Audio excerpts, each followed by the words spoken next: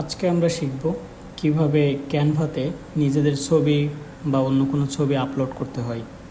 তো প্রথমে আমরা ক্রোম ব্রাউজারে যাই। ক্রোম ব্রাউজার থেকে আমরা ক্যানভাটা ওপেন করে নেই।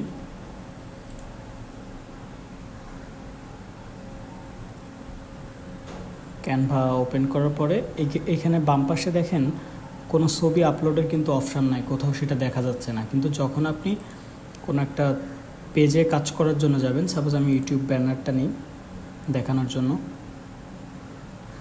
এইখানে যখন আপনি ওপেন করবেন, ওপেন করার পরে আসলে আপনি বাম পাশে অপশানটা দেখতে পাবেন, এই যে আপলোডে ক্লিক করবেন।